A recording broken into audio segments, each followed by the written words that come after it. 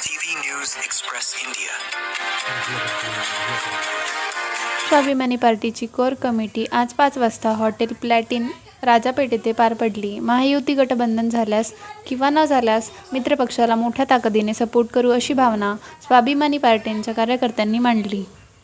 नमस्कार, मी प्रवक्ता युवा स्वाभिमानी पार्टी गणेशदास गायकवाड। आमच्या कोर कमिटीची या ठिकाणी मिटिंग झाली। या मिटिंगमध्ये असं ठरलं की आम्ही सर्व कोर कमिटीच्या वतीनं आमचे आदरणीय वैभव राणा यांनी चंद्रशेखरजी बावनकुळे जे महाराष्ट्राचे प्रभारी आहे त्यांना आम्ही आमचा प्रस्ताव युतीच्या संदर्भात दिलेला आहे। ते युती करतील अशी आमची अपेक्षा आहे।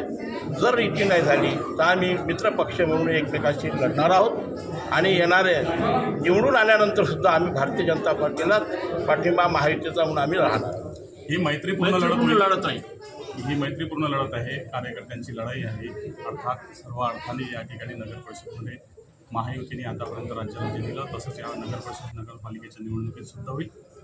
ही मैत्रीपूर्ण लढत राहील। युतीचा प्रस्ताव बावनकुळे साहेबांना दिलेला आहे आणि तो सन्मानपूर्वक युती होईल अशी आम्हाला खात्री आहे। आणि जर युती नाही झाली तर आमची नगर परिषद नगरपंचायत 12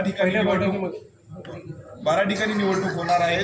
नगराध्यक्षपदासाठी तुम्ही कुठे दावे केलेले आहेत का? नाही, नगराध्यक्ष पदासाठी आमची सर्व तयारी झालेली आहे। स्वप्नीलजी, आमची सर्व तयारी या ठिकाणी झालेली आहे आणि सर्व तयारीमध्ये जर एखाद्या ठिकाणी जर नगराध्यक्ष पदाचा उमेदवार आमच्यासोबत नसेल तर आम्ही भारतीय जनता पार्टीच्या उमेदवारांसोबत आम्ही त्यांना त्या ठिकाणी समर्थन देऊ। इतर आमचं या ठिकाणी चला, धन्यवाद।